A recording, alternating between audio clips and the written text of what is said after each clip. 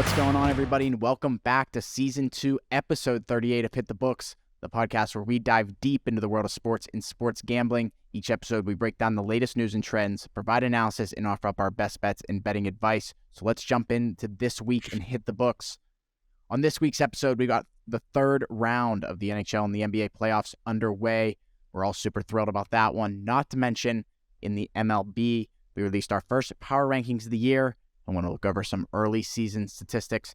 Also, the NFL schedule was released last Thursday, so I want to get the guys' first impressions on that, plus all the schedule changes coming up in this episode. So let's move into this week's episode and introduce my co-hosts, Huff, Ace, and Mackie. Mackie, let's start off with you this week. Back home in New York. You graduated, buddy. Congratulations to Mackie on graduating college. He's the last one of us four.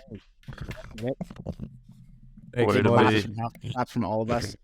What do you got to say, Mackie? Yeah, eventful weekend. Nice to get a degree, get it out of the way. 5 years down only took me, took me long enough. So, yeah, not much going on. Just excited to be home and, just get back into the swing of things. Good stuff. Huff, let's shoot it over to you next. What do you got for us what do you got for us this week, buddy? Another week on the show.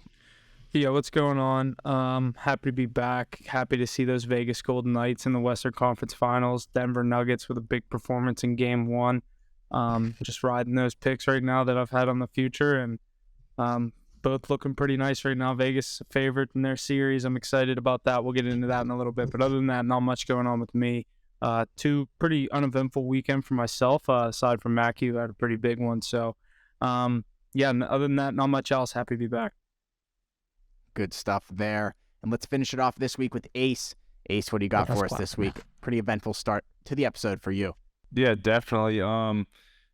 Pretty hyped that the Celtics saved face for Boston in that Game 7. Big blowout win over the Sixers. I'm sure we'll get to that. But other than that, got the MLB in full swing, and the NHL has been rocking. Got to see the Leafs get demolished, so you always love to see that. Ready to talk another week. Ready to get it rolling. Good stuff. We're all ready. We're all here. Let's jump into this week's episode. We're going to start off this week with a little segment.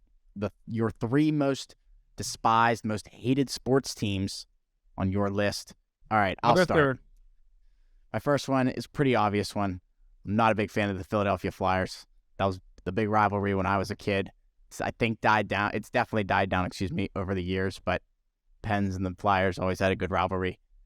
Being a Penn State student, I got two coming out of Penn State, Ohio State and Pitt. I hate Ohio State. I've grown to like Pitt more. I mean, I enjoy going to their events and stuff at Pearson Event Center and stuff downtown, but I hate Ohio State. There's nothing more I hate than Ohio State. And the fact that Addison lives right there, I'm like, this is ridiculous. I hate this place. I never had that kind of passion for Ohio State because obviously you're the Penn State guy, but yeah, that's a solid top three. Definitely the rivalry with the Flyers definitely has died down, like you said, in the past so many years because the Flyers have just been irrelevant. Right. But yeah, that's a solid top three. All right, I guess I'll go. Number one, I'm gonna go Atlanta Braves. Being a Mets fan, just kind of embarrass us every year. Last year was a cherry on top that swept us in the second to last series of the season, and they took the first place, and they just kind of embarrassed us the last few years. So a little recency bias on that, but I'll go Atlanta Braves. Number two is the New Jersey Devils, which is also probably a recency bias, but these fans just get under my skin so bad, and they're just such assholes about Jack Hughes and Kako and everything. Just can't stand them. Absolute dickheads. Number three, who is number three? Oh yeah, the Eagles. Philadelphia Eagles. You could thank Jimmy Beal for this one probably because ever since college it's been a lot worse. But God, these fans are the worst in history. They never mind, that was a different team. But this team, they just I just don't. Nothing about them is good. They're rowdy and they just get under my skin, and Dallas never really wins, so that doesn't help either. But yeah, those are my three. Yeah, that's a solid three. I like that. Mac, I'm happy I can say about my teams though, at least from recency bias from the last three you said. I don't want to hear about Boston's championships right now. No, I'm just gonna say all those teams you just alluded to hating, they all beat up on you throughout the course of our lifetime too. Yeah. Especially in the big moments, which is tough. At least my rivals we own because, it's title town. But I guess I'll jump into mine right now. Some honorable mentions. People would think like, oh, the Jets or the Bills because like such a big Pats guy. But those teams have been so bad that they're not really rivals. Like, I guess the Bills are a bit more now. But the goddamn Jets, they're terrible. Don't have to worry about them. You don't even have to with Aaron Rodgers. But yeah, coming in at 3, I'll start with the Montreal Canadiens. Always hate the Habs, more so growing up than recently because they've been kind of trash. But that's a great rivalry in Boston. It usually gets pretty chippy. Recall Andrew Ference in that Stanley Cup playoff run flipping off the crowd when he scored. That's a vintage moment that lives rent-free in those Canadiens' heads too. So definitely fuck the Habs. Number 2 coming in, got to stick with hockey again. It's the Toronto Maple Leafs. I absolutely despise that team. I could never root for them. It's terrible that Austin Matthews ended up going there. But it's so great to see them lose year in and year out. And that's just a trash franchise. I think Hoffa's alluding to some fan bases when we were talking before this. And that's definitely one of my least favorite one in sports. Love seeing them cry in the pavilion while on the big screen. Can't beat that. Then number 1, you probably could have guessed, is the New York Yankees. I mean, ugly, like the jerseys, just the evil empire. Like, hate those guys so much. Love to see the good guys, Boston Red Sox, like the dirty water, just like the dogs coming along and just like knocking them off. So yeah, hate that payroll. Hate Steinbrenner, Aaron Judge, everything about it. Pinstripes, they suck. Not a Yankees guy at all. Dirty water really gets me. I expected the Yankees. Nobody in America thinks the Boston Red Sox are the good guys. Oh, I think they're the good guys. They get to have beards and they get to have long hair, like Johnny Damon becoming a traitor, going to the Yankees, like Babe Ruth, like hundreds of years before. Like, you break the curse in 2004 and like you're Johnny Damon with the flow and the beard, and then you're like, nah, I'm going to play for the Yankees. You cut it all off. And then you he suck. won in 2009. No, wasn't he on that 2009 team? Yeah, but he wasn't like an integral piece of it. He still got a ring with them. Yeah, but such a traitor though. Like Jacoby Ellsbury, same thing. Like, how could you ever go back to that team? Like, oh, the Yankees. Like the fights too. Pedro Martinez, like beat up the old manager. That was so funny. That is a top moment. Oh, it's so I love Pedro though. I love Pedro. 2004 is like the best series of sports in my life. That's the 2004 coming back from 3-0 against the Yankees. Like, come on. Just complete opposite of Boston. So yeah, it's got to be there. Yeah, I expected the Yankees definitely in your top 3 whenever you said that. I hate them though. Yeah, I'll get into my 3. Like you said, mine are a little bit more recency. Obviously, all have to do with Pittsburgh sports and us not having a basketball team. There's not really any like basketball fan base that I ever have any too much of an encounter with because I'm not really too one-sided either way with the NBA. So mine are just football and hockey based. Number 3 is going to be the Cleveland Browns. Just an organization that the Steelers have owned throughout my entire lifetime, other than one joke of a playoff game. But it's all right. Browns didn't win anything that year. They went on to get trounced by the Kansas City Chiefs the next week. Number 2 is going to be the Washington Capitals. Always hated the Capitals. That was a rivalry going on with the Penguins and Capitals. Sid, Ovechkin was pretty, the 2 guys in the NHL for most of our younger years of our life. Sid always owned them. Sid has 3 cups. Ovi has 1. I hated when Ovi ended up getting the 1, but I'll take 3 over 1 any day of the week. And then number 1 is going to be the Cincinnati Bengals for obvious reasons. Some bad blood between the Steelers and Bengals throughout the past 10 years. It starts with the perfect hit on Antonio Brown, the juju, the dancing on the logo. There's just always been stuff going with the Steelers and Bengals. And one of my favorite Super Bowls was watching Aaron Donald sack Joe Burrow over and over again and the Rams beating them, because I would not have been able to live down a Cincinnati Bengals Super Bowl championship. That's my top 3. I absolutely can't stand the Cincinnati Bengals. Out of all the teams in our division, I say them because they obviously, I guess I fear them the most. Like, they're definitely going to have the most success out of every team in our division. They're the going in favorite to win a Super Bowl contender. That's just I fear them the most, and that's the team I just absolutely can't stand. I love their uniforms. I just fucking hate the team. They always have scumbags on the team, and shit always happens when they play the Steelers. So, not a Bengals guy. I'm surprised, Huff. I mean, you gave great reasoning, and you actually convinced me why Cincinnati could be there with like guys like Perfect, and then dancing on the logos and stuff like that, like the fighting. Pac-Man Jones back in the day, Yeah. dude, I like Pac-Man because he's a West Virginia guy, but dude, him and the Steelers used to go at it perfect. Like, I was expecting Ravens though, like so heavily, especially like the old school Ravens Steelers when it was like Jerome Bettis versus Ray Lewis.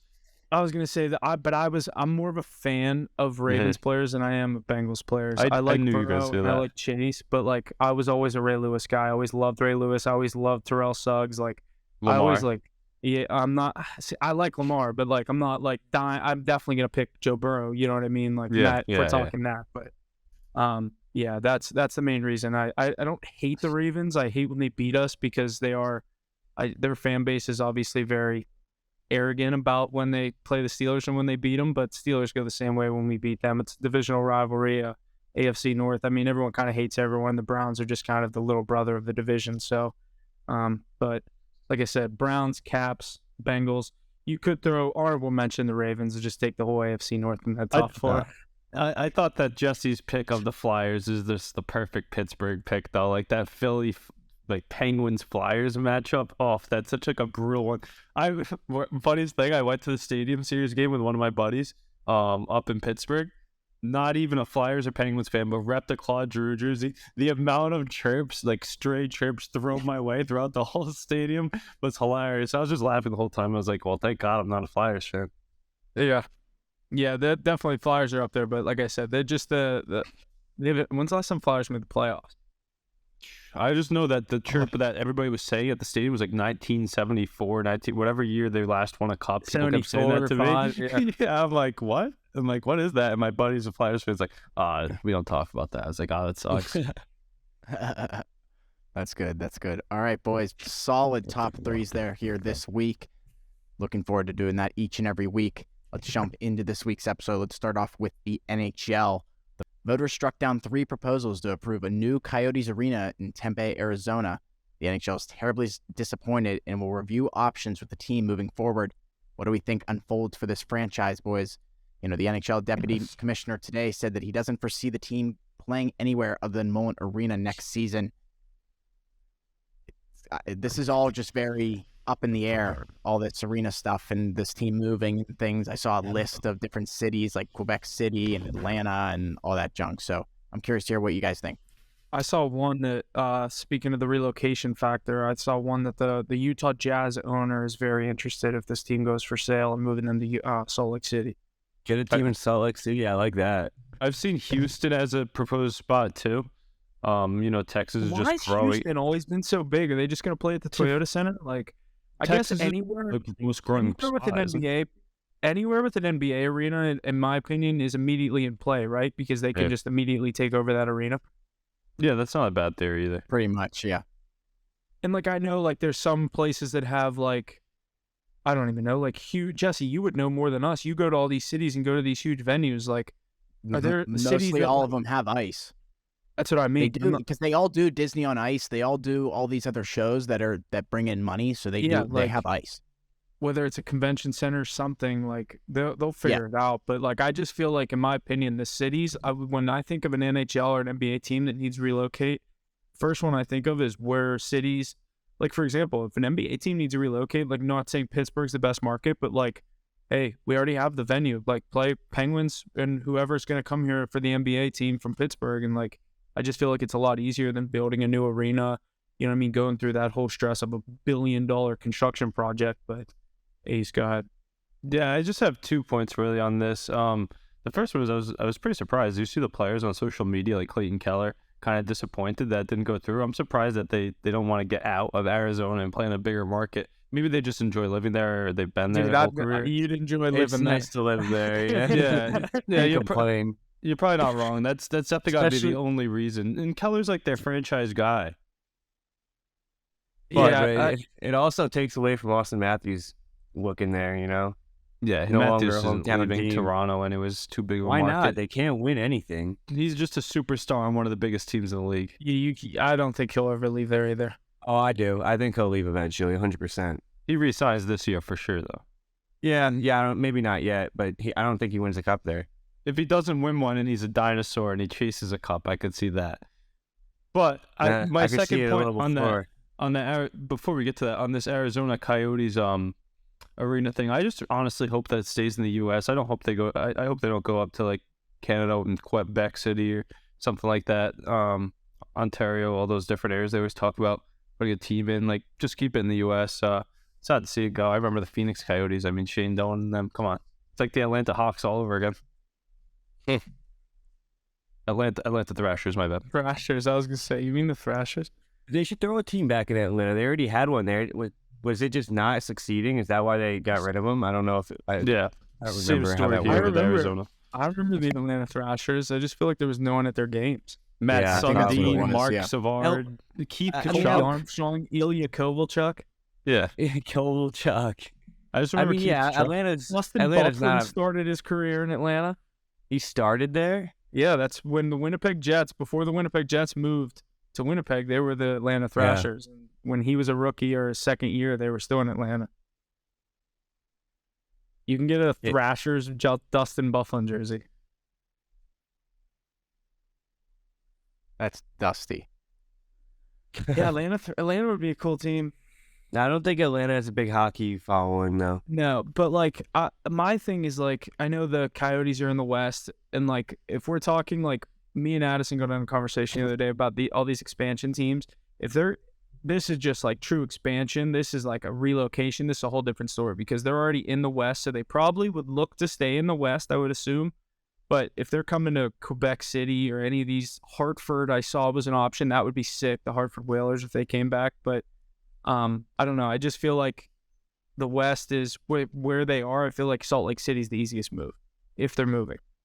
For sure. I agree with that. I like Salt Lake City. That'd be cool.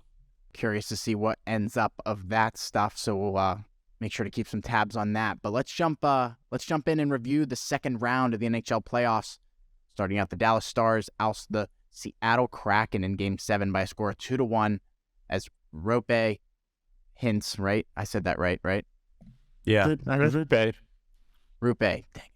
Hintz continues his stellar postseason. Dallas will move on to play the Vegas Golden Knights in the Western Conference Finals. And with that, the Vegas Golden Knights send the Edmonton Oilers packing for yet another year in 6 games. As Jonathan Marchessault nets a hat trick on Sunday night to send the Knights to the Western Conference Finals. What do we think's happening here with the Oilers? Do you think the core is going to stay intact? Things like that. Curious to hear what you guys think about what's going on in the west side of the round 2. Just quick on the Oilers, since we're not going to touch them too much here since they're already out of it. Expected a lot more from McDavid in a career year.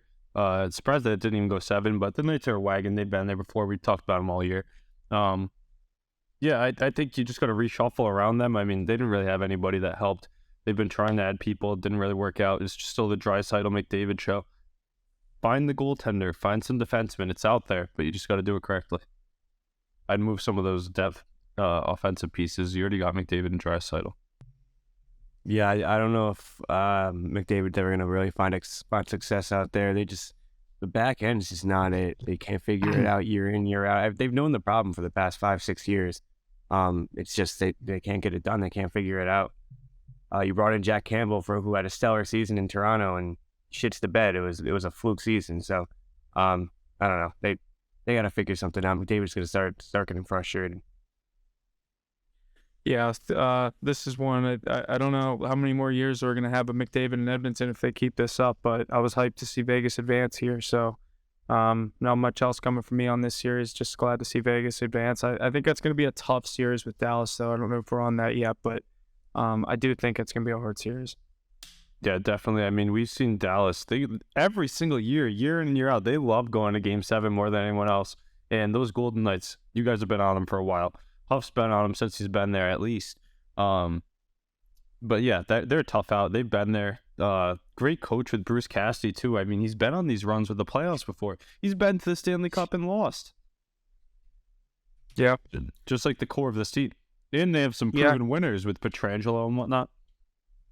Yeah, I like their core in Eichel and Marchessault, Stone. They're all really kind of catching fire at the right point. Aiden Hill is playing great in between the pipes. I really like their chances. That's why I think And I'm hyped because I honestly, for some reason thought Dallas was going to have home ice if they won, but Vegas obviously gets the home ice in the series. So I think that was huge in the Oilers series, and I think it's going to be huge in the series, obviously because they don't have the better goalie in the series. Ottinger is obviously the better goaltender, so they're going to have to put shots on him and take advantage of their home ice and put bucks in net on power plays and have. I think game one, if Vegas needs to come out big in game one, or I'm not saying it's a 7-game series and you know what I mean, best of 7, but I really want to see Vegas put a statement out there in game one.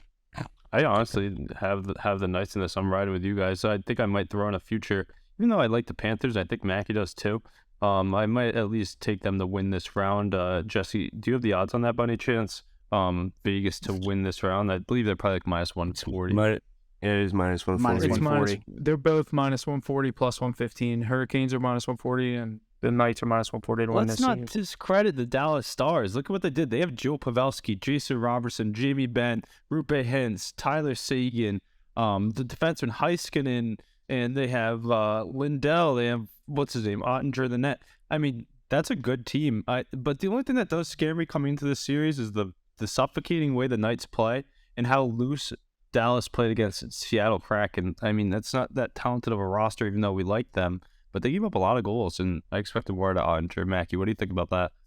Yeah, Ottinger is definitely not having the postseason everyone was expecting. It's a little different from last year. He obviously stood on his head for 7 games against the Calgary Flames.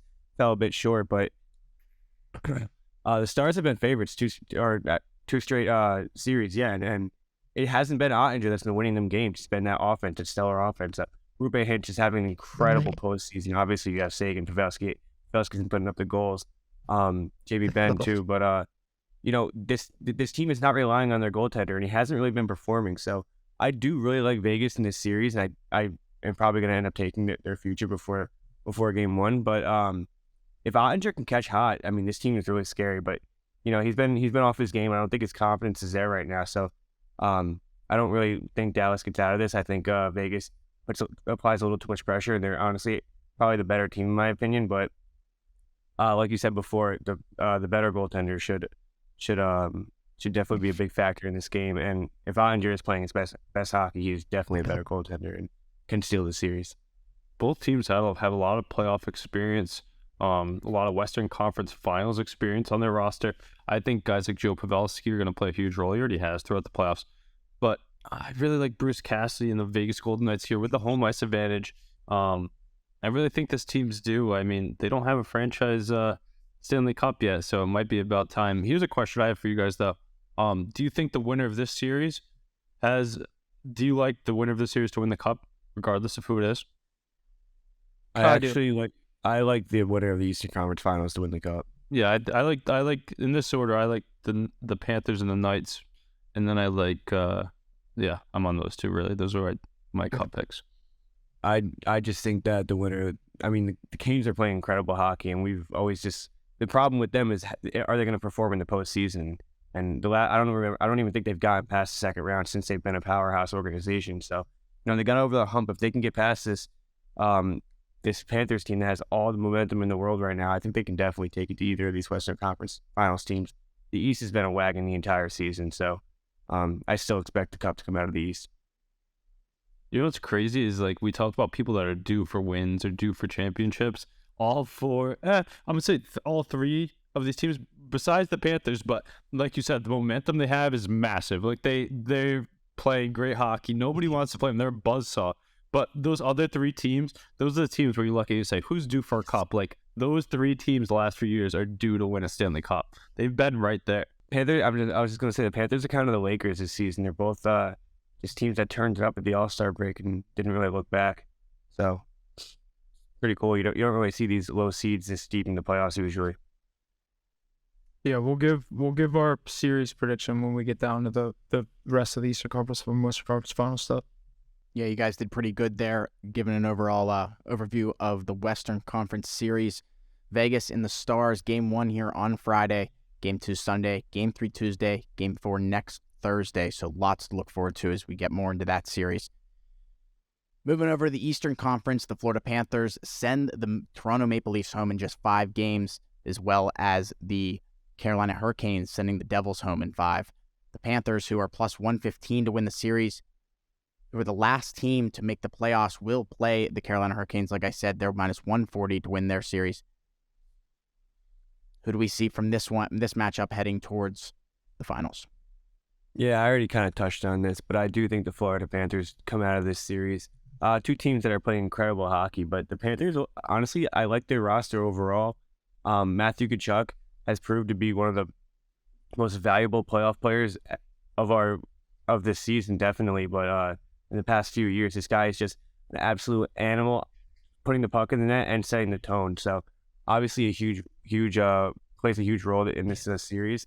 It's going to be interesting to see if Teravainen can make his way back. A lot of people were saying that he was out for the season, but I saw something that says he can definitely come back for the series, maybe even game 1. So he could be a huge deciding factor as well. But I like Bob and the Panthers. I like this momentum. Them to keep riding this momentum into the Stanley Cup.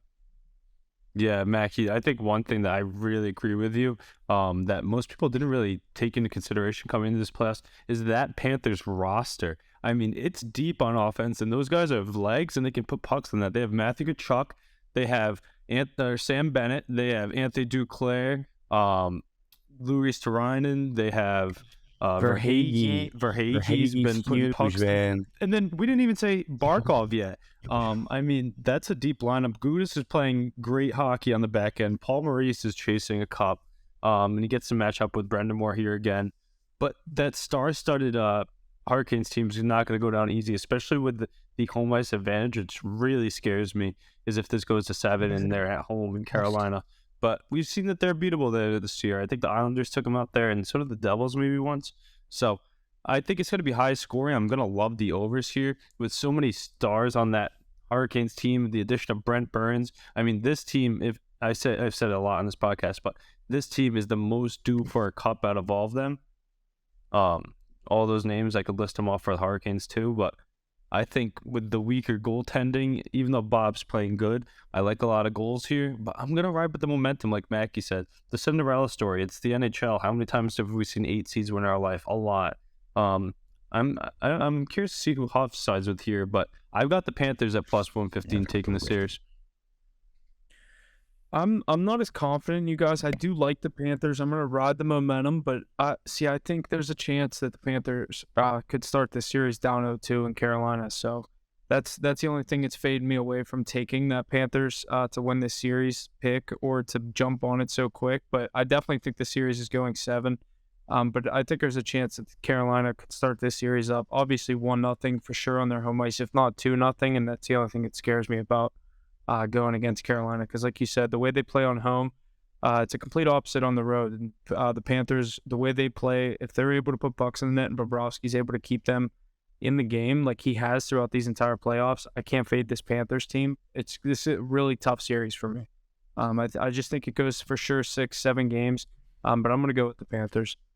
Yeah, I mean, one thing that you said about is that you think going up game 1, I was thinking that too. But let's remember something. This Panthers team is playing with all the confidence in the world. I think that first goal is so important because that first win they had up in Toronto stunned the league. It stunned the Leafs. They're like, oh shit. That's the oh shit moment right there is when you lose game 1. And if the Panthers can go into Carolina where the Hurricanes are so good and so unbeatable and that great team, and the Panthers take game 1, we could see them go and take the money and run really quick and get out of there in 4 or 5 games. Take the win right out of the sails of the Hurricanes. It's what they've done to the Bruins. I mean, the Bruins went 7 in overtime, but that's crazy. But they did it right to the Leafs after people kind of bought into the hype after that first round. And I think they could do it here again. That first goal, first game is so crucial for Brendan Moore and his team. Yeah, that is a good point. That's just the only thing that's keeping me away from jumping at Florida so much. But because I think Carolina is so good on their home ice, and obviously the first 2 games are in Carolina. So it's really this series kind of starts for me. If it's 2-0, it really doesn't start till a road team loses or a home team loses. What I think either Matthew, you said this earlier, either a week or 2 ago. Let's not discount the Florida Panthers on the road either. They've been a great road team this entire playoff run, which is also giving me some scare into that Hurricanes fan base. Yeah, I know what you mean. But like you said, if we're going off who's the most due, I have to say the Carolina Panthers or the Carolina Panthers. I did. You gotta That's the say first the time we did Carolina it this Panthers. series. You got it. That's the first time we did it this series. I'd have to say the Carolina Hurricanes, but yeah, I don't know. It's tough. I'll go Panthers in 7 I'll stick with 7. I'll give myself the insurance. If the Panthers take game 1, they could win this in 5, though. 5 or 6. I'm telling you. Yeah, I I'm could gonna see go 6 Pan- if they take 1, but good. What do you think, Mackie? I'm gonna say they steal 1 of 2 on the road, and then they just win both at home, lose game 5, and then win it in game 6 at home. You don't think they'll be defeated, the Carolina Hurricanes? I feel like that's a team that's like one of those, they ride the momentum so heavily. And when they're low, they're low. I feel like, especially those 2 weak goaltenders they have, the overrated Frederick Anderson and the career backup Antti Ranta. I mean, if they can win 1 game 1, I'm saying, and then they take them both at home, I'll still say them in 6 like Jesse to be safe here. But, yeah.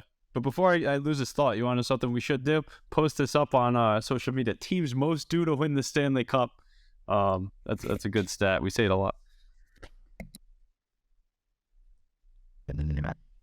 Alrighty, boys. Good stuff there out of the NHL. The 3rd round underway, so lots to look forward to as we dive deep into those series as they continue into next week. Let's jump into the NBA. We're also on the 3rd round here in the NBA. To wrap up the 2nd round, the Denver Nuggets crushed the Phoenix Suns in Game 6, winning that series 4-2.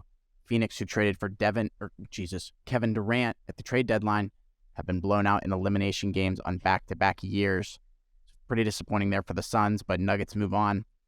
With that, Jason Tatum dropped 51 points in Game 7. The Celtics cruised to an easy 118-112 victory, sending them to the Eastern Conference Finals for a rematch of the bubble versus the Miami Heat.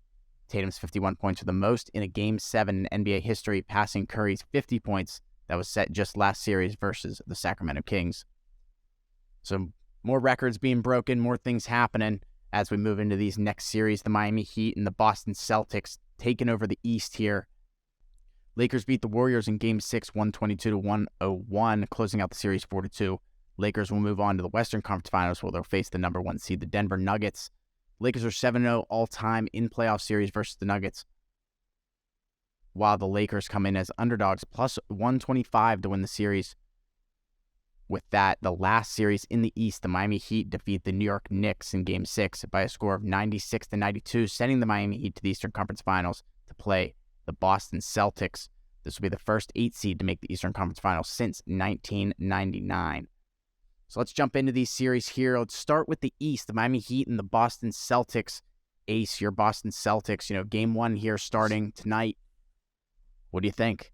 Yeah, Round 3. like I said, coming into the podcast this week, grabbing that Game 7 win was so monumental. Last time we talked, I predicted that series to a T. Celtics take Game 6, handle business on the road, get the job done at home. Jason Tatum has that quote saying he's one of the best basketball players in the world, proves it in Game 7, and now here we are in that same scenario playing the Miami Heat in the Eastern Conference Finals again. Not going to say it's an easy task. Honestly, I had more confidence in beating the Sixers than the Heat, but I still think that the Celtics get the job done. I've had that future on them since like November or something like that. So definitely riding that out. I mean, the Celtics have so many depth pieces, and they're playing great basketball. Al Horford, playoff performer. Malcolm Brogdon, stud. Derek White. You got Jaylen Brown and Marcus Smart, obviously. Big Rob. I mean, that's a great team, and they match up really well with these Heat. I think they're going to Huff. I know Huff's all over them tonight. He thinks that they might win on an alternate spread when it's already at 8, which is crazy. But it's Jimmy Butler in the playoffs. You definitely can't count him out. Super excited to watch this. Happy to see Doc Rivers get fired after they sent Joel Embiid packing yet again. See a James Harden, Philadelphia, sad city, just loses everything this past year. But yeah, it's going to be a great series here with the Heat. It always is with these two teams match up. I think you guys are probably leaning on the Celtics. Mac, you might be on the Heat here, but I'm eager to hear what you have to say about this series. I just don't like the juice on the Celtics. It's just way too many points, especially when Jimmy Butler can just go off any game. And by the way, Jason Tatum said he's one of the best players in the world after shooting 5 for 21, and his team kind of bailed him out in that one. He hit a few nice threes at the end to seal it out, but Got to be a little more humble there, Tatum. But yeah, he backed it up with 51 points, Game 7. Obviously, an incredible performance. And now we're seeing Celtics Heat. But I do like the Celtics to win this series. I just don't think that the Heat are getting enough credit. I mean, I saw something that was like Celtics have a 97% chance of making the finals at this point. Like, yeah, I think that they should be favored maybe around 85%, but you're giving Jimmy Butler 3% chance to get to the NBA Finals. I think it's a little disrespectful. I don't think it's going to be easy. I don't know, but I don't think this will be easy for the Celtics. I think they get it done, but it could be a deep series. I think at least 6, probably 7. Yeah, I agree with you. I think that nonsense stat, like, what even is that? The ESPN index, it's always so wrong. Remember, it had Will Levis going in the top 3 picks. I mean, come on. But 97% to 3, like what? But I really like the Celtics to get it done here in 6. That's respect to the Heat. I think them getting it done in 6 is respect to that Heat team because of how deep they are. Yeah, I really like them in Game 1 tonight. You said that. I almost took that alternate spread. I didn't. I like the I got -8 whenever I was looking at it, but I like them in Game 1. I like the Celtics to win this series. I think I'm going to go, like Mackie said, I do think it's a little bit longer of a series, 6, maybe 7. I do think Jimmy Butler's going to get his. I think this Heat team's still playing with the momentum. Like we talked about this Florida Panthers team playing with momentum. This Heat team's the same way. Everyone counted them out. They're the first 8 seed since 1999 to make the Western Conference or the Eastern Conference Finals. Like I said, I definitely think Miami gets theirs, but I like the Celtics to win the series.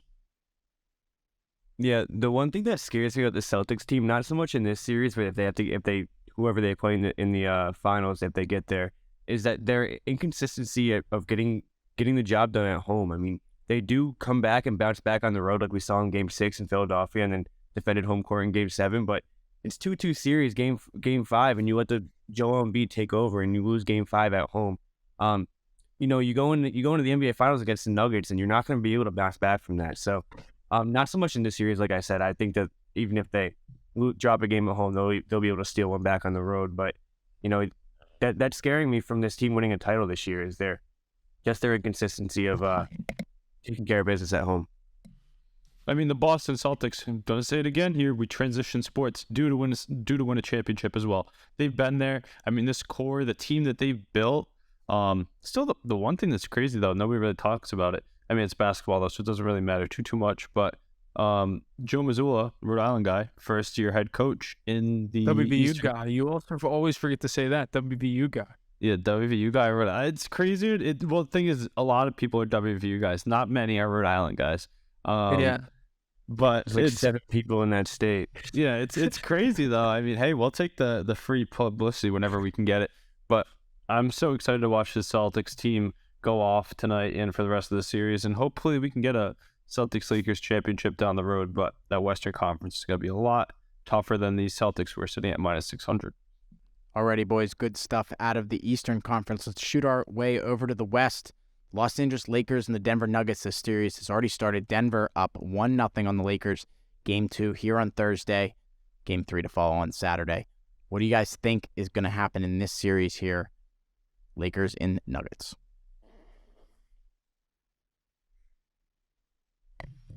I mean, it's already 1-0 Denver, but I think a lot of us expected Denver to win Game 1.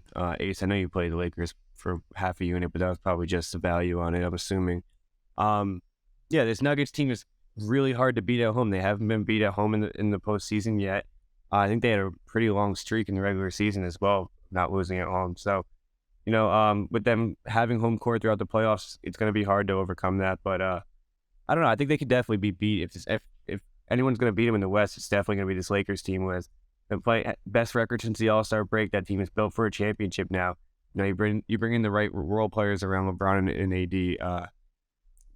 Good things happen. So we've seen this work before with the Lakers. So they definitely have their hands full in the series. But I think they can get it done. I still think that they win this series. I think you can get really good value on them right now after losing Game 1.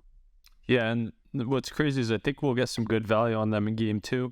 Probably throw another half-unit fish hook out there. Really don't think they've got the job done with the stats that the Denver Nuggets have at home in this playoffs and since the All-Star break or whatever it is. But so much value. I mean, plus over 200 on LeBron James and Anthony Davis. Give me it every day. The most encouraging thing coming out of that Game 1 was the fact that they kept it close at the end because they were getting blown out for a good portion of that game. But yeah, just to touch on that Lakers-Warriors series, I mean, what a series. The Lakers really asserting their dominance over Steph Curry and the boys. I really thought it was that team's deficiencies that showed up. But yeah, the Lakers still right there, still have that ticket. So if I can get Celtics-Lakers, I'm loving that. But I know Huff has really been high on these Nuggets all year. That's a great team with Jokic, Murray, and the rest of the crew. A lot of depth, tough place to play. Huff, I wonder what you're thinking for the series because you've been high on both these teams and you figured they'd both get here, and they are. Yeah, obviously, like I said, this was going to be a win-win series if I ended up getting it. And now we're sitting here with Denver as a 1-0 series lead. I do have a future on the Nuggets, so I'm going to stick with my Nuggets pick to get there. I think the Nuggets win this series 6, maybe 7 games. It's going to be tough to win in LA, but I like the Nuggets' chances to start this series up 2-0. And then when the games 3 and 4 is going to be really interesting. If Denver's able to get one in LA in 3 or 4, I love the Nuggets' chances to win this series in 6 or 7 games. 5 is a little tough on their home floor, but I just think the LeBron, I love him to death, and it would not kill me to see him win this series. I just think this Nuggets team is really good. Jokic, I saw something, the first player, he has 2 30, 20, and 10 games.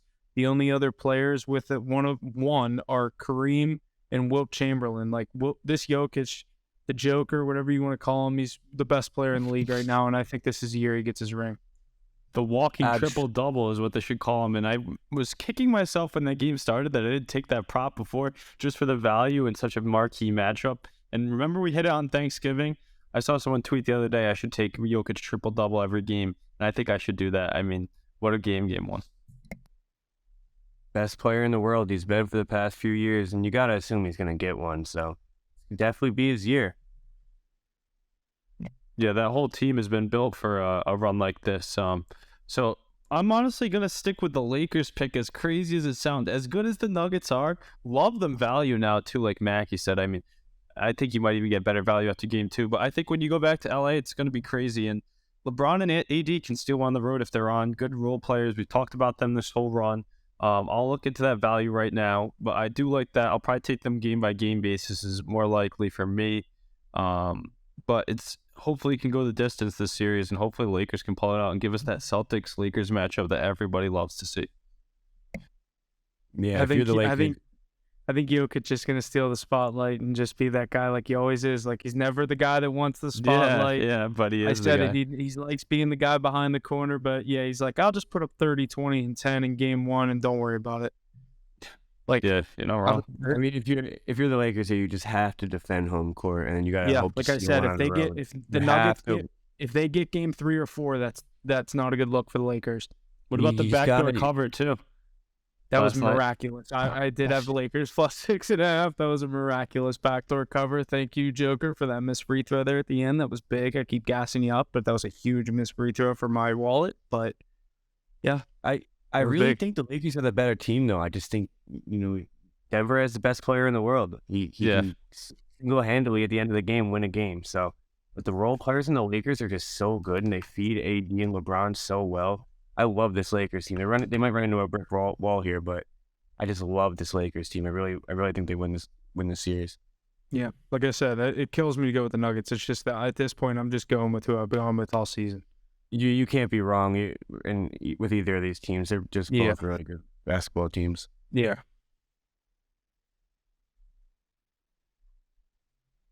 Good stuff, boys. We got a good conference final coming up here in the NBA. Heat and Celtics, Lakers and Nuggets. I got a couple other points here in the NBA.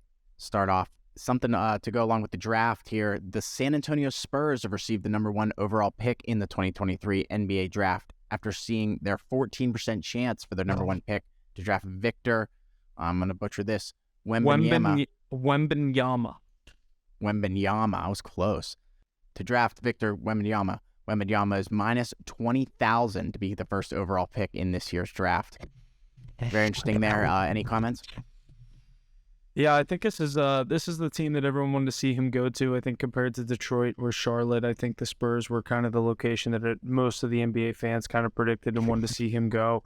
You get to see in a first-class organization with the Spurs. I've never been a huge Spurs guy, but the success they've had with foreign players and stuff like that, I think that's where most people wanted to see him go, and I'm really excited to see him play for the Spurs. The France connection. Tony Parker's from France too.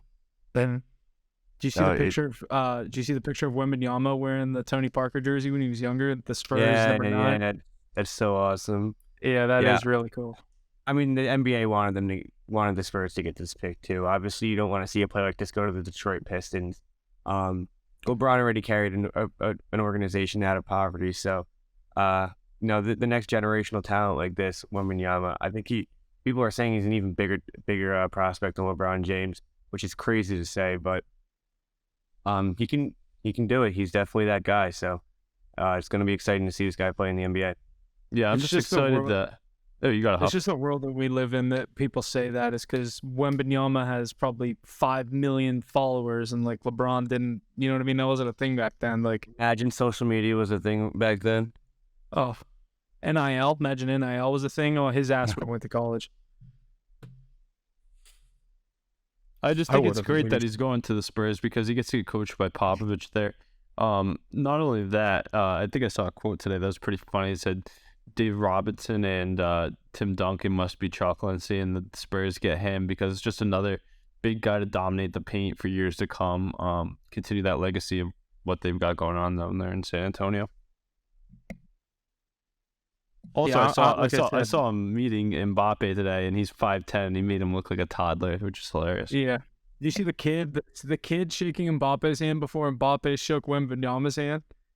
The kid comes up to like Mbappe's like hip, so he's like a little kid, and then the kid turns around and looks at Wembanyama, and he's like, it is crazy how tall he is. Like, because you said Mbappe is like looking at him like this, like he's 1.5 feet taller than him. The kid comes up to like under his hip. Yeah, it's hilarious.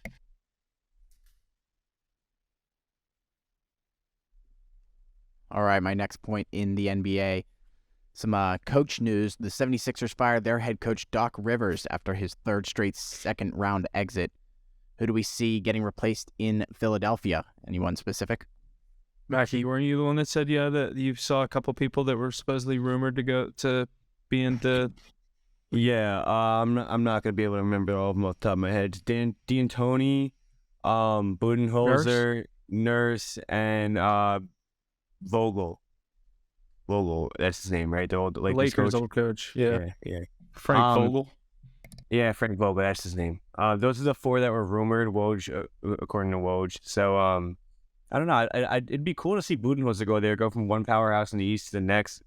He won with the Bucks. If he went there and went with the Sixers, he'd have a lot of credit after he took the Bucks there, obviously with Giannis, and then you can come into the Sixers and take over that organization just to try to get over the hump for 8 years now since Joel Embiid's been there. So that's crazy. That'd be really cool.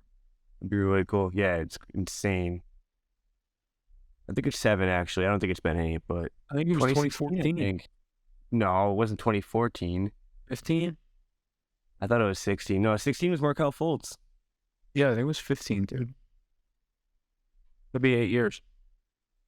Wait, no, Markelle Fultz was 18. Michael Carter Williams was 13. Well, was Ben Simmons 16 or 17? Simmons was 16, and Embiid was already there. Maybe he was 14. Jahlil Okafor was 14, and Embiid was 15. I think that's my final. No, I think Okafor is 13. Okay. All right. Now we're just guessing at this point. Yeah. We are really just guessing. I'm going to go find out. But you guys can keep talking. Yeah. I mean, I don't really have too much else to say on this, but yeah, I think that's a good point. If Budenholzer does go there and win there, what's win? They just need to get to the conference finals, to the finals.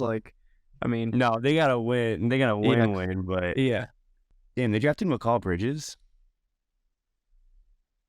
I didn't know that. Yeah, I think it was a trade at the draft, but they drafted him. Markelle Fultz was 2017, Ben Simmons 2016, Okafor 15, Joel Embiid, 2014. My original thing was right. My original take was right. 9 years. Granted, the first 2-3 years he didn't play because he was trust the rehabbing. progress from 2014 to 2017. Like, Yeah, because Michael He didn't Carter was play. before that. Damn. Jahlil Okafor was what year? 13? Jahlil Okafor, 12? 15. Oh, 15. He was after Embiid. Yeah, the year after. But remember, Embiid didn't step on the court for 2 years, 3 years, I think. Yeah. Yeah, they just can't figure it out. They're drafting the right actually, not even drafting the right players. Markelle Fultz and Ben Simmons just didn't work out for obvious reasons. But Jahlil Okafor? Yeah, you're right. Joel Embiid was actually their only good pick. I guess Ben Simmons was a good pick at the time. Just kind of faded out. Yeah, honestly. I mean, they've had success, but he said it. We can't win alone. Me and James can't win alone. How you like that take from an MVP? Let's bring that up real quick. It's true though. The NBA is not like it used to be. You need 5 good players to actually be on your team. You need 2 superstars and 3 good role players. Yeah, but like you don't think you're not they're starting 5 like isn't bad in my opinion. Like they don't have a bench either though. Yeah, they don't have a bench. That's where Maxey is really their only reliable role player in my opinion. Tobias Harris is brutally awful. Tobias Harris is so bad, but like watching him play basketball is. I'm not saying you're relying on PJ Tucker to do much, but like that's a huge piece to have on a team like that. Huge. But he can't play 48 minutes a game. No. And who's coming in for him? I couldn't even tell you who's coming in for him. Yeah, that's a good point. Yeah, they definitely have some building to do. I don't know if Harden will stay there either, so make it a lot for him. He just opted out. Yeah, but he could resign. Yeah, obviously, he could resign for $150 million. Like they literally just end up giving them more money. Yeah, he wants a long term, just because he's gonna just fuck around for the next 3 years and then retire and keep getting paid for 5 extra. Yeah, he should go to the Spurs. That'd be cool. Yeah, then once he leaves, Wembanyama will be perfectly ready for a championship. Yeah.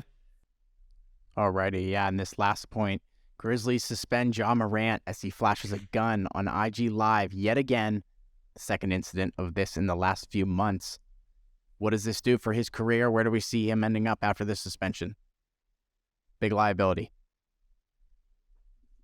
It's crazy because I saw JJ Redick say something about how like it's really not like he's not breaking any laws, but it's the fact that you're the face of the young NBA. Everyone looks up to you. You have that many people looking up to you. And you're on IG Live flashing a gun. You're from the suburbs. Just act like it. Yeah, got money. Like it's reverse. Like he's doing it reverse. You got the money and now you're in the trenches. Like, and he's due. Like I saw, obviously he didn't make the All NBA or whatever that is to be qualified for the Supermax, so he's only eligible for 194 million instead of 238. Like, oh no. But I don't know. That's just not a good look. I mean, after this, it's different if this happened like years apart. But like this was like 3 months ago. We were talking about him in Denver with the gun or whatever. He went to rehab, missed a game, I think, and then came right back and did the same exact No, he missed 8 games. No, but he was only suspended for like 2 of them, I think, because he was in rehab for the other time. He wasn't in rehab, I'll tell you that. Wasn't in rehab. Obviously, what would you even go to rehab for? All right, Ja, when you're on Instagram Live, don't touch the gun. And they just put him on Instagram Live, and it's like a timer. It's like, how long can he go without touching it? And they just like start playing different songs, and like he like starts looking at it, and they're like, don't fucking do it. His homeboy tried to help him too. It was like real quick. He saw the gun. And he saw it. He turned the camera. He probably looked at him like, dude, you stupid motherfucker. Yeah. Really, he's the one not trying to work the rest of his life. He's like, dude, I'm trying to be your friend and hang out. Yeah. Like, you're trying to flash a gun. Ja Morant has to flex because he can't flex anything else. Yeah, No he just rings. lost the first round. No Fine in rings. the West though. Yeah, it's He's fine. fine in the West. Shout out Desmond Bain. I really used to love John Moran, but he's just giving me so many reasons to not like him. Just smarten up a little. Do what you want to do. Just don't do it on social media. Like that's everyone knows how important that is to keep things off social media nowadays, and you're still doing it. It's so funny. At least those Red Sox are rolling. Yeah, Marco Gonzalez sucks. I figured we'd hit him hard. That's why I took the over, because I can trust the over more than us winning. Dude, I had the Reds and they were up 4-0, and I had the starting pitcher in fantasy. I checked in the 5th inning, it was 4-0. I looked at the end of the game, it was 11-5. They lost. I was like, what the fuck? It was 5-0. I actually took them too. It was 5-0, and they gave them 11 straight runs. I was like, I can't watch this anymore. It was in Coors Field. And the Twins are up 3-2, and this guy comes in and walks 3 straight guys, and then gives up a grand slam. That's crazy, dude. The Reds won, like, that's because they're in Coors Field 11 in a row. Dodgers, you can't. That's good. It's tough, man. I took a tough beating this afternoon. Got to bounce back though. Yep. Nope. Tonight. Alrighty, boys. Great review of the NBA round 2 and round 3 here, rounding up or happening this week. Let's jump over to the NFL. The schedule was released last week. I'm curious to hear what you guys think of your team schedules in that, but I'm going to go over what some of the changes are and such. Again, May 11th, last Thursday, the schedules were released. We're going to have the first ever Black Friday game. It's going to be the Dolphins versus the New York Jets. The Thursday night season opener will be in Kansas City. The defending Super Bowl champs will place host in the opening game of the season. International games, we're going to have 3 in London, 2 in Frankfurt, Germany. The 2 in London are going to be October 1st, Week 4, Jags versus Atlanta. And the second one is going to be October 8th, Week 5, Jags versus Bills. Jags will be the first team to play consecutive games overseas. That's happening again on Week 4 and 5. The third game in London will be October 15th, Week 6, Ravens versus Titans. And moving over to Frankfurt, Germany, November 5th and Week 9 will be the Dolphins versus Kansas City. November 12th, Week 10 will be the Colts versus the Patriots. Ace, your Patriots will be playing in Frankfurt, Germany, November 12th. Some Monday night changes with the new media contract that allows for 3 doubleheader Mondays this season, up 1 from last year. The NFL will also be able to flex Monday night games starting Week 12. The Christmas tripleheader, the second straight year of this, first Monday tripleheader with Christmas on a Monday this year. So, going to be a wild year as we see. New Year's Eve, December 31st, the clash of contenders, the 2 AFC champs, the Bengals and the Chiefs, will be competing on New Year's Eve. Thursday night football teams could be given 2 short week games. This was a rule approved by NFL owners. So very interesting there. And then I have teams with the most primetime games. The Cowboys, the Chiefs, the Chargers, and the Bills all have 6 primetime games as of now. Giants, Packers, Eagles, Jets, 49ers, Raiders, and Vikings have 5. The Ravens, the Patriots, the Broncos, Steelers, Lions, Bears, and Bengals have 4. So I'm very curious again to hear what you guys think, your team's schedules. Ace, the Patriots, how you think their schedule is. Mackie, Cowboys, Huff, Steelers. Ace, why don't you start us off? What do you think? Yeah, before I get into the Patriots schedule itself, I really wanted to touch on some of those things you were mentioning. First off, I'm very excited for all those games on the holidays this year. Black Friday, New Year's Eve, Christmas Day. I mean, no better time than the NFL to really go into that. That's everybody's favorite sport to watch. So we know that'll be dominating TVs when the families are gathered around. Further than that, I like to see that there's 5 international games this year. I know it's tough on the players, and it's tough that, like, when my team personally has it, because it's, like, not a true game, even though it's counted as one. But it's good to see them growing the game. 2 in Germany. Shout out to some of my buddies that are stationed over there. I know they're going to make some trips to that game. And then the ones in London as well. We know those always do well. But yeah, I thought that it was pretty interesting. I don't know about you, Mackie and Huff, but the fact that you can flex Monday night football games, you know how much that must screw with coaches and players and their regimen and their routines. Like, imagine you're supposed to play Monday night football at 8:30. Like, now we're flexing you to Sunday at 1 o'clock now, or vice versa. Yeah, I'm a big fan of these schedule changes. I like all the, adding it on all the international games, and they have the games on New Year's Eve and stuff like that. It's pretty cool.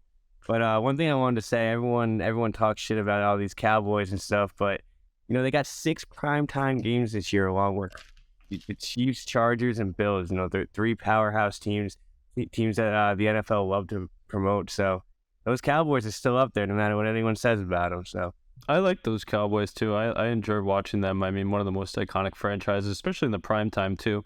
They always make for a great game, whether it be a heartbreak or a hero moment. More so the heartbreak in recent memory. But what do you mean recent? All memory. Yeah, but still, I mean, great players on that team. Big market. Everybody loves seeing those stars running across their screen on the helmet, and down at Jerry World especially. So. My favorite's still gonna stick as Thursday Thanksgiving football. That's got to be my favorite. But my takeaway from this is just the flexing of Monday night games. That's just crazy to me. Yeah, so can they, Ice, I don't know if they can, if you're scheduled Monday, I don't know if they can pull you back to Sunday. I feel like they have to give you so much of a window on that. You know what I mean? I feel like they'd have to. Yeah, I feel like minimum would be Tuesday. You'd have to know. They have to know a week in advance, definitely, actually. They have to know before you play the previous week's games, because the preparation is so different from post game on to the next one. In my opinion. Yeah, absolutely. I think that's the way they do it now, almost anyways, right? You get your flex announcement during that Sunday.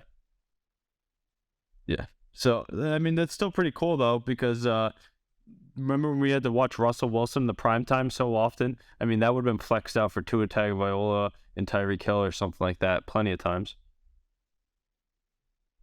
Yeah, absolutely. I think that's definitely why they add this in there. Yeah, but great schedule making by the NFL this year. A lot of great matchups, holiday matchups, marquee matchups. The doubleheaders on Monday, I already love that. I mean, now you get one extra one. Yeah, it will be exciting. And make that rule about not having everybody get a primetime game or whatever, that's nice too. So we don't have to watch those bad teams when they're the only ones on. I'm almost up with the Redskins or Commanders whenever they're playing. Who were the teams that didn't get one? Was it the Falcons, Texans? Who's the third one? There was 3 teams that didn't get it. Let's take a shot in the dark here. If I had to guess, I think one's the Commander. I think it would be. I mean, they're probably one of the least valued franchises, so. Cardinals, Falcons, Texans, Colts. Oh, how the mighty have fallen with the Colts and Cardinals, huh? Colts could be on the up and up with Anthony Richardson. Yeah, no, but still, think about that franchise as a whole from the Peyton Manning era. Imagine having no primetime games. I mean, Kyler Murray signing that big contract a year ago, and now he's not in the primetime. That's nuts. Cardinals fans must be in disarray. Is Thanksgiving considered primetime? Because Cowboys play Commanders on Thanksgiving. Yeah. It's a Thursday. Jesse didn't say it was. So it's not the Commanders. No, Jesse just read it. He just read it. He just read it. Oh, yeah. Shit, I didn't hear it. It was the Cardinals. Cardinals, Falcons, Texans, Colts. Oh, got it. The Falcons, I mean, those Colts and Texans too. I could see that as a Thursday night game itself, especially the 2 young quarterbacks. So I guess I am kind of mad that they did that. I think everybody deserves their spotlight. But what are you going to do? I mean, we'll get great football nonetheless. I can never complain about it. Yeah, they'll figure it out. Yeah. Mackie, your Dallas Cowboys win total set at 9.5.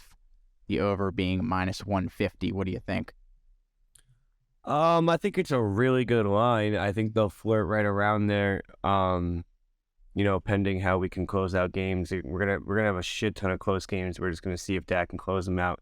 He's usually pretty good in the regular season, getting wins. So I like the over. I think we'll finish at probably 10-7, maybe 11-6. Flirting with that wild card spot. I don't think we're gonna win the division, but I think it's a really good line. I wouldn't really advise either way. I think it could definitely swing real easily, but I don't really have the most hopes for this Cowboys team this year. They didn't really do much in the offseason. If anything, I think we got a little worse. So I don't know. This team's kind of steady, just not doing much right now. Huff, what do you think? Steelers 8.5 wins over sitting at -132. What was the over under that you had? 8.5.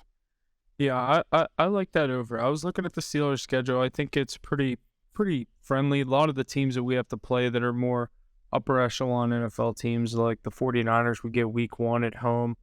Mike Tomlin has all off season to prepare for that one. So games like that are usually I could maybe mark as an L on my Steelers schedule. I think, are different kinds of games when they're at home and it's a cross-country flight for teams like the 49ers. But I like the over on the Steelers. I looked at the schedule. I have them getting right around 10 or 11 wins. Obviously, everyone's going to be a little bit biased towards their team, but I have very high expectations for Kenny Pickett coming into this year with the things that the Steelers have addressed. I think 8.5 going over for sure. But I really like that. Like I said, I had them sitting right around 10, maybe 11, but there's a couple games I could see go either way. It's kind of a coin flip, and that's any given Sunday. We say that all the time in the NFL. So, but I like the Steelers to go over. Week 1 specifically, I actually really liked the Steelers in that game just because you remember last year the 49ers opened their season to a loss to the Bears. Only had 3 wins the entire season, 4 wins maybe at the end of it. Got one at the end, but yeah, I mean last year Week 1 the Steelers beat the Bengals in Cincinnati as well. And who are the Niners even starting at quarterback? They're going to have complications. They're going to be going up against a really tough defense. I really like the Steelers in that matchup. Yeah, I'll be on the other side of that one. But I do like the Steelers win total over 8.5 on the year. I actually do. I'm high on that team and lower on some of the divisional foes, and with the way their regular schedule stacks up in terms of strength of schedule, it's pretty weak. And Mike Tomlin always finds a way to have a winning season, so why wouldn't it go 8.5 over, right? Yeah. See, I don't really love the over. I like them Week 1, but I don't know how I feel about that season win total. It's Mike Tomlin. He has positive winning records. You're right. There is that, but Kenny Pickett I don't love him yet. I think he showed signs that he can get it done, but I gotta see it to believe it. In my opinion, this is the 3rd best team in the AFC North with potential to beat the 1st and 2nd best team. And outside of that, they have a weak schedule around that divisional matchup. For the Cowboys, I like the over there too. Probably like both of your teams' overs more than mine with our strength of schedule. But Jesse, what's that number sitting at for the Pats? The Pats are sitting at 7.5. The over is -105. Oof. I mean, great value. I mean, Mackie, that's the one thing that was scary from your Cowboys was it being -150 on over 9.5. I do like it, but that's a steep price. The Patriots have -105. That's basically even money to go at least 8 and 9. I do like that. That's the toughest of the 3 with the schedule they have. But I think the division's a bit overrated compared to what people think.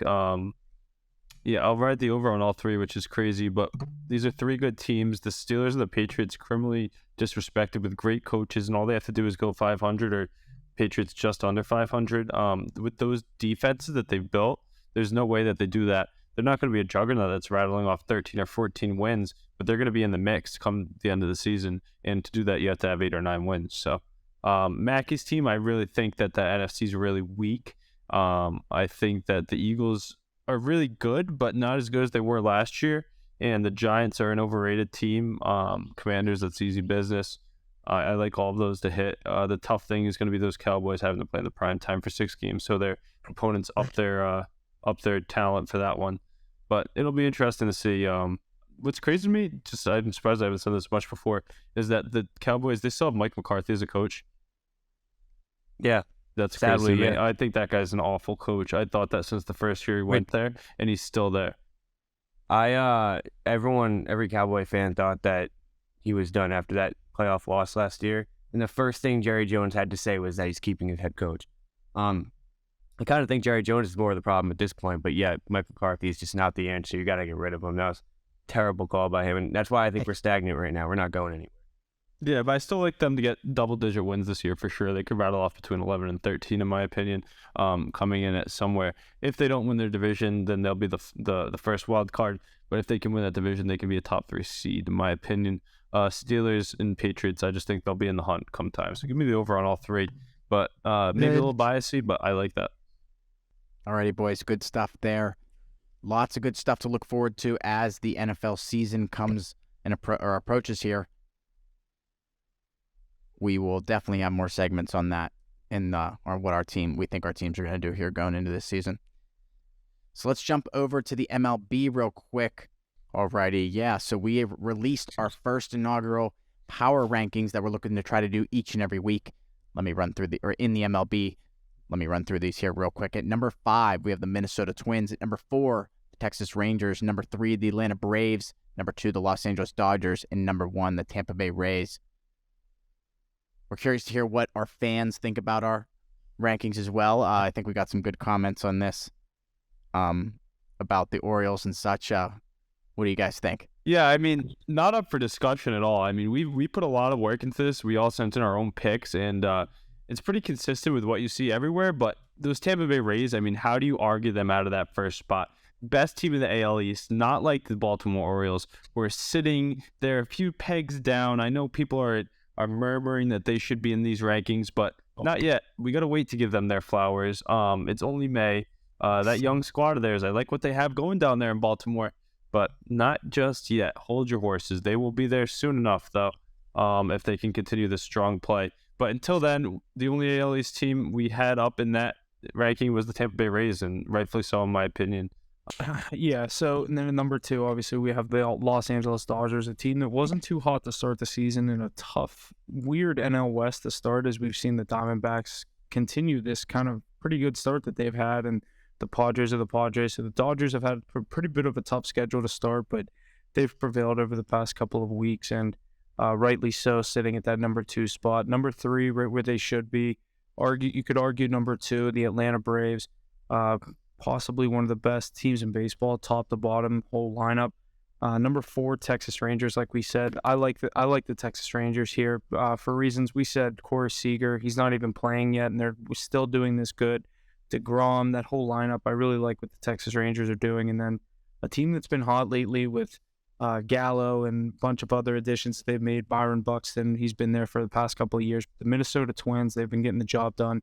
Silently in a pretty bad division. Not going to put it any other way, but AL Central isn't really anything too special this year, with teams like the White Sox and the Guardians not really having their best starts to their seasons. But I really like what Minnesota's put together. But Mackie, I don't know if you have anything else to say, but I think the Dodgers at number 2, kind of not necessarily a surprise, but a team that definitely has turned it around over the past couple of weeks. And like we said, I think the Rays is the unanimous number 1 overall pick across any power rankings you're going to see in baseball right now. But Dodgers at number 2, I like that spot for them. Yeah, I would say 1 and 2, where nobody can really say anything about that. You're not changing 1 or 2. Braves, definitely a top 3 team in the league. They skid a little. They were on a 4-game losing streak, so that's why I personally had them a little lower. But definitely a top 3 team in the league. Respect them at 3 as well. And yeah, the Twins and Rangers. Rangers are just surprising a lot of people right now. They added a lot of pieces in the offseason, and it's definitely showing for them. They're playing some really good baseball right now, and Twins are just playing some good baseball in that tough division. But yeah, like Ace was saying, the Orioles not making it. One of the teams that just made it, just right out of the just missed the top 5. Them and the Brewers were right outside the top 5 as well. There's only 5 teams, so obviously you're gonna have some upset fan bases that aren't gonna squeak into the top 5, but long season, we do this every Tuesday, and hopefully we'll see some of those teams fluctuate into the top 5.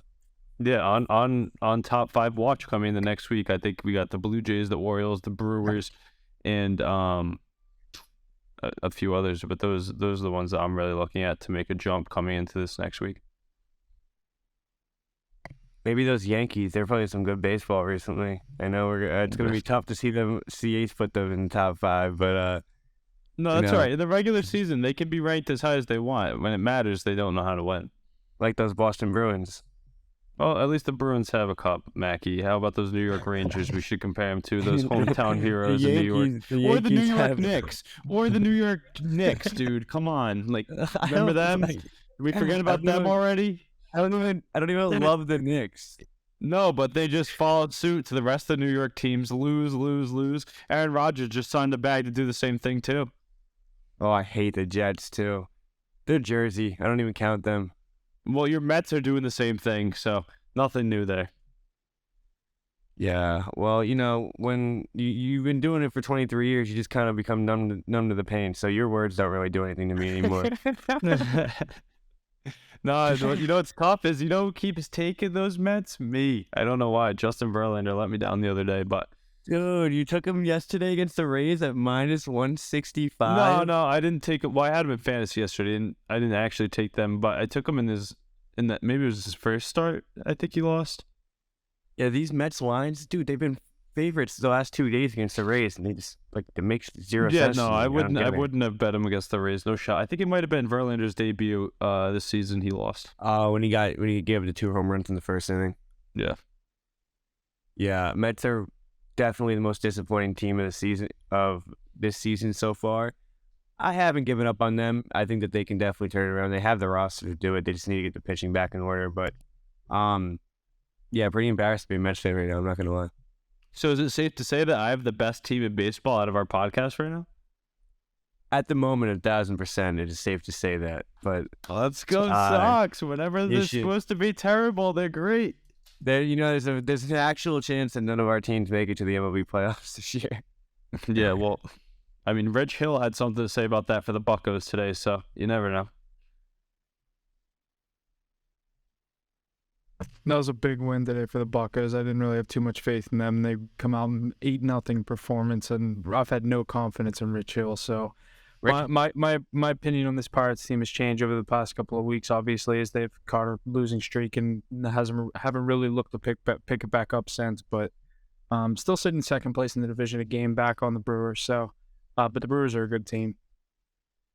Yeah, I agree, Huff. I've been taking those Brewers. I know Jesse has as well. They've been coming out plus odds a lot the last few days, and they keep getting the job done. Pretty deep lineup and a good staff there. One of the best closers in baseball, Devin Williams. So, expect to see them in the coming weeks. But happy we got our inaugural rankings out of the way.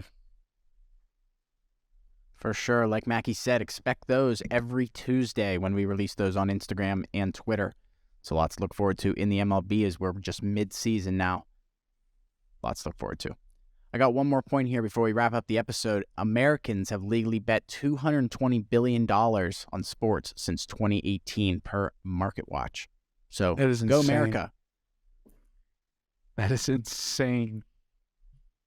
220 billion? Billion. Yeah, It's that's wild. taking over. It is. And there's still It is. states that don't have it. You're very right. Exactly.